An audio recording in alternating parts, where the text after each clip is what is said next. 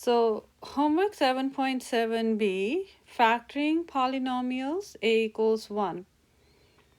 So you're going to do the level 1 and level 2, 21. Since you already know that the last number goes up here and the center number goes on the bottom, you're looking for two numbers. When you multiply, you get -4, and when you add them, you get 3. The two numbers that multiply to -4 and add to 3, and those two numbers are going to be 4 and -3. Oh, so -1, 4 and -1. See that when we multiply 4 and 1, we get -4, and when we subtract 4 minus 1, we get 3. So the numbers are going to be 4 and -1.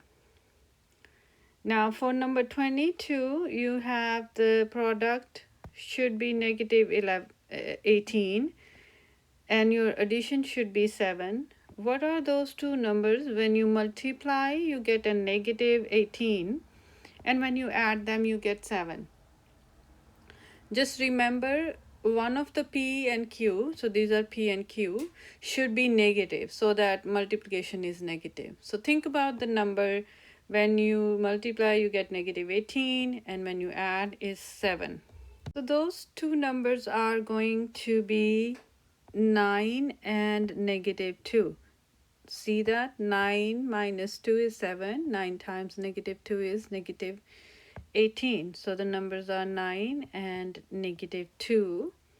For number 23, you're looking for two numbers P and Q. When you multiply, you get -12. And when you add them together, you're going to be having a +4. So you're going to have two numbers. One of them should be a bigger, and then one of them should be smaller than the other. The bigger number should be positive. That's why the sum is positive. And one of them should be negative for sure. So those two numbers are going to be 6 and -2. So 6 and -2. So for number 9, you're going to find out the error for these factors. Are these actually the factors of this equation or not? We can make a cross and see if they are the factors or not. On the top one is 48, and the bottom number should be 14. You're looking for two numbers P and Q. When you multiply, you get 48, and when you add or subtract, you're going to get 14. So you're looking for two numbers. What are those numbers going to be? In this case, we want to make sure that both the P and Q numbers should be positive, because the sum is positive as well as the product is positive. And when we multiply them, we got 48, and when we add them, we get 14. And those two numbers are going to be 8 and 6, because 8 plus 6 is 14, and 8 times 6 is 48. So the factors are going to be 8 plus t plus 8 and t plus 6. The mistake on this one was that 12 times 4 is for sure 48. 12 times 4 is 48. But when you add 12 plus 4, it's not giving us 14. So this is not working because the sum is not 14. So for level 2, question number 24, the top number should be -40. The last number goes on the top. Center number goes on the bottom. You're looking for two numbers that goes in these places. When you multiply those two numbers, you should get 40. And when you add that, you should get 3. So for those numbers, you're going to just think about the easiest factor, that is 8 times 5. 8 times 5 is 40, but we have to have one of them as a negative number. So we can choose this as 8 times negative 5. And that covers both the condition. When you multiply, you get negative 40. When you add, you got positive 3. So the numbers are x plus 8, x minus 5. Or actually it is not x, it is s minus 8 and s minus 5. Next is number 25. What goes on the top is 27 and what goes on the bottom is 6. Looking for two numbers, when you multiply you get negative 27 and when you add them you should get 6. And those numbers are going to be 9 minus 3.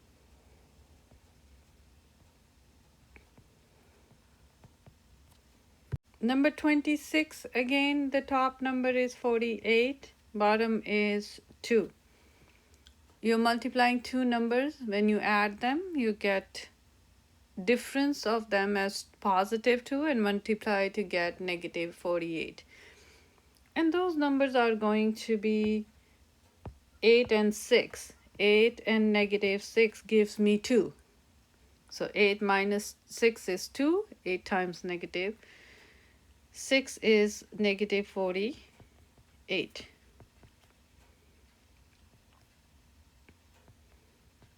So these are my factors, y plus 8 times y minus 6. Now if you're doing number 9, we have to describe and correct the error. If you remember, when we are using this equation, we need to have whole equation on one side. So this 20 should not be on the other side. So my first step should be, when I have the equation like x squared minus 2x minus 15 equals 20, to subtract 20 on both sides. So my equation should be negative x squared minus 2x minus 35 equal to 0. After I make the equation into one side, then I can make a factor using this cross method. And then I can use the zero product property to solve for x. Remember, equation should be on one side together. If there is an equal sign in between, bring the whole equation on one side, the other side should be 0. And then you're going to make a cross. On the cross, top is negative 35. Bottom number is negative 2. The two numbers you're looking for are going to be negative 7 and positive 5. And the factors are going to be x minus 7 times x plus 5 equals 0. Now here we can apply the zero product property. To apply zero product property, you need to put them equal to 0 one by one and then solve for x. So this one gives you x equals 7 or x equals negative 5. Next we are going to do level 3. If anyone wants to try level 3 question, there is I can help you with that. So for number 27, you're going to make a cross. On the top of a cross is negative 7. On the bottom is negative 6. You're looking for two numbers. When you multiply them, you get negative 7. And when you add them, you get negative 6. So the numbers are negative 7 plus 1. And the factors are m minus 1, m plus 1 equals 0. Now here you're going to apply zero product property by putting that equal to 0 one by one and solving for m. Same thing for 28. You factor that using cross. Put them equal to 0 one by one and solve for x value. Next for number 29, you make it a cross. Negative 16 goes here, negative 6 goes here. Two number looking for is negative 8 times 2. T minus 8, t plus 2 equals 0. Put them equal to 0 one by one. And you got t equals 8 and t equals negative 2.